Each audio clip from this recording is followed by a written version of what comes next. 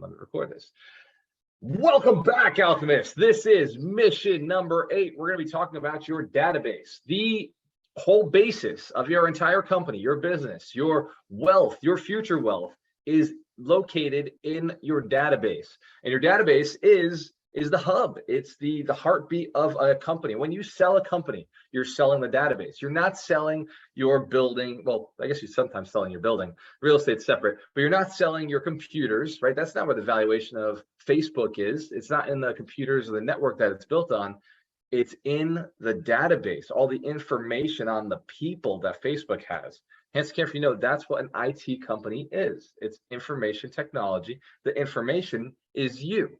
It's your name, it's your number, it's how to access you.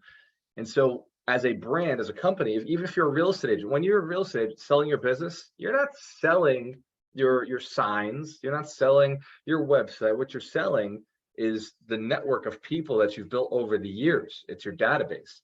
And then to sell it, you call each one of those people and say, hey, this person is buying the company from me and they're going to be your realtor from now on. That's how you sell a real estate agency. Same with any other traditional business. You're selling the database, the list. So they like the way to do it best is you shift over to a team or you shift over to a logo or a company. Like I was Walter Merle, the real estate mentor, then we shifted over to Alchemist Nation, which makes it a saleable company. Hands to the camera if you recognize you still got some moves to make. There may be some shifts. Wealth Principle 33, we build our business to sell our business and get rich. I'm not going to go into it right now, but you can look up Wealth Principle 33 from the 52 Weeks to Wealth. And that principle shares why every business is meant to be sold. Elon Musk sold his business. That's how he got rich. He didn't make money from being in the business. He did, but he made way more when he finally sold Zip2. He made $22 million. And if you recognize, he never made $22 million the entire time he ran Zip2. There's no paycheck like that, right? That only comes when you sell the business.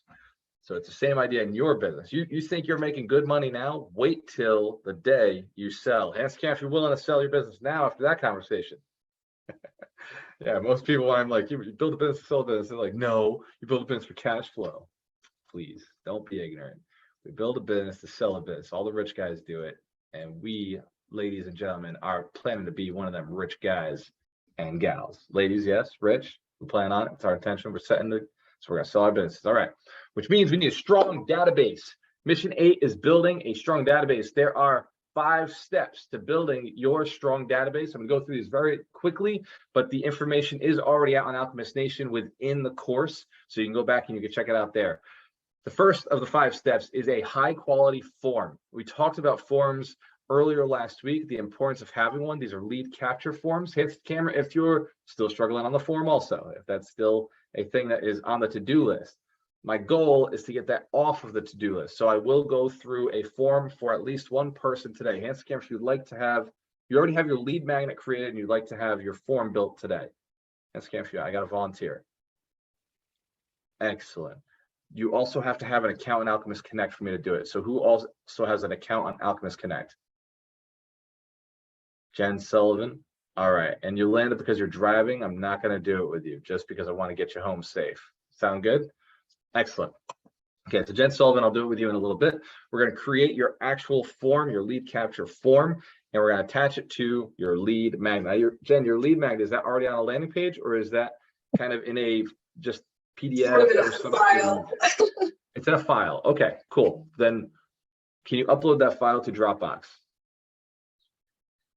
Awesome. Excellent. So while you're doing that, I'm going to go through the steps, these 5 steps. All right. High quality forms, high quality data is what we're looking for. So it starts with high quality forms. Make sure that all your data capture forms are validation mechanisms that ensure that the correct data format is inserted. Also, remember to provide a description or placeholders in the form field so that the user knows exactly what to enter in that way. So you know, a placeholder is, you've been on a form and then inside the form is like these slightly grayed out letters. Has anybody seen that before? On form says like insert information here or enter your birthday here. So like above it would be like birthday, but then inside the actual field you're supposed to fill out would be like these grayed out areas. Hands camera if you recognize what I'm talking about. You've seen these before. All right, we can do that in Alchemist Connect. I'll show you how to do that when I'm working with Jen. All right, to ensure that a user enters a valid email address and that the email address actually belongs to them or him or her, we recommend a two-step verification process. In some cases, such as a newsletter or subscriptions, this is even required by law in most countries, including the United States. Who here does not have a two-step verification on any of their email lists? Yeah, you probably don't. If you don't know for sure, I assure you, you don't have. I'll show you how to do it today. Number two, the shorter, the better. So with anything that we're asking from people, we call those barriers to entry. Anytime I'm asking for you to raise your hand, by the way, if I ask you to raise your hand, I have to give you a compelling reason to do it. See how nobody raised their hand just now? If you want to make more money, please raise your hand, show a sign of making more money to the camera. Excellent. So that would be a barrier to entry. Anytime you're asking somebody to do something. So when you're asking for a email address, they're in their head thinking, why should I? When you're asked for a phone number, now it's another barrier to entry. Why should I? When you're asking for their social security number, it's like, whoa, fucking slow down here. Who are you? We haven't, we're going to third base already. Hand scan if you know what I'm talking about. This makes sense? All right. So these are barriers to entry. The shorter the form is, the more likely they're going to fill it out and submit it. Typically, in the beginning, you just want an email address because that gives you an opportunity to have a conversation later. For some of you, you're salespeople, you want to move to a call, you're going to want a phone number. Hands to camera if that makes sense also. Yes? So an example of, you may not need their email address, maybe you just want their phone number. So it's just, hey, your free lead magnet is a booked call with me. So drop your number here, we're going to need that for booking a call. Make it sense? You want it in the lead capture form so that you can get that into your database. So you follow up with them later via text, or if you're doing email, via email. So the shorter the form, the better. So start small and request only essential data first. Once you have gained the trust of your customers, you can always follow up and request more data.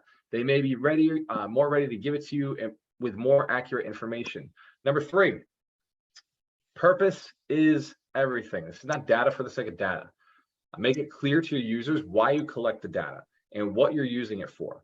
Your clients need to understand, like, why are they giving this to you? Otherwise, you're going to get the, I'm just going to click off this link. I'm not going to fill this out. Can't see if that makes sense.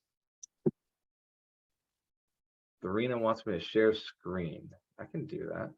Sure. This is right in Alchemist Nation. So anybody has access to this. You can go right into the course.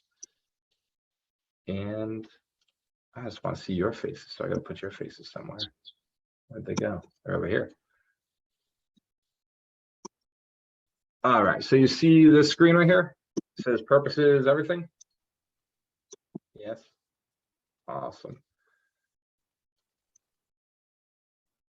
And so yeah, make it clear to users why you collect the data, what they're using it for, point out what the customer can expect after completion of the form, and added value of entering his data. So for an example, if you're a realtor, they're going to get the benefit of you giving a home valuation. You're gonna jump on the phone, maybe do a FaceTime home valuation instead of being down there in their house. Hands care if people don't like you in their house. It's a lot easier just to do it via Zoom. So one option.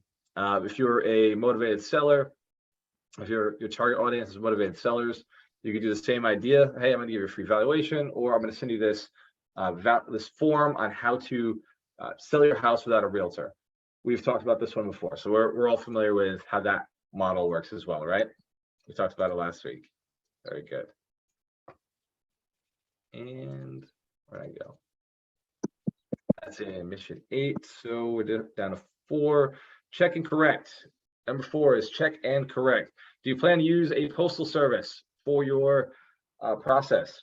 Are you making sure that if you're delivering things via mail, you need to have the address verified, otherwise it's very expensive. Same with people move over time, people change their phone numbers over time, people change their email addresses over time. So every so often, you should be going back to your database and verifying that those things are accurate. This is a major flaw for most entrepreneurs.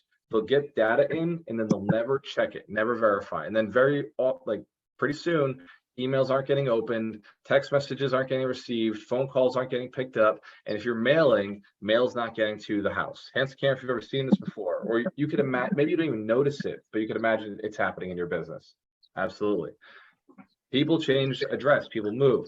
So one of the solutions for mailing is go to the there's lists where you can actually verify if you're a real estate investor and you're looking for finding motivated sellers, you're going to want to pull your list regularly.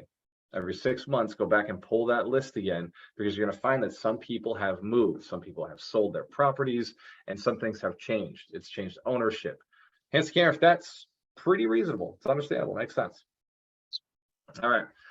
And that's kind of principle number 5 is keep it up to date. So one of the ways we keep it up to date is we send back, hey, is this information true? Is this accurate? Who's ever been asked by a store that has your information, is this still your mailing address? Is this still your email address? Is this still your phone number?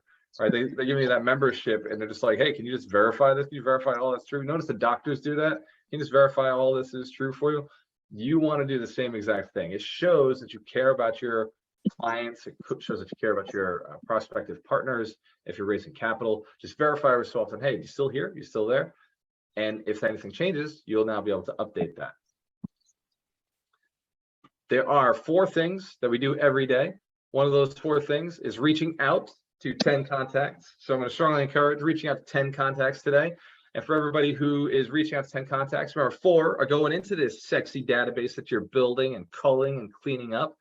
And then you're going to post something on Facebook, whether it's a message, not message, a image, a post, like engaging question, or a video, or a live, or a reel. There's a lot of different ways to create some content on any one of the platforms. Just choose one and just run something today.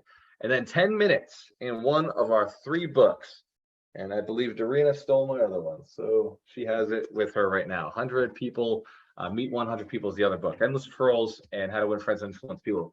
Hands down, if you're reading one of these books right now, if you've been making progress last week, drop it in the chat. Which one did you choose to start with?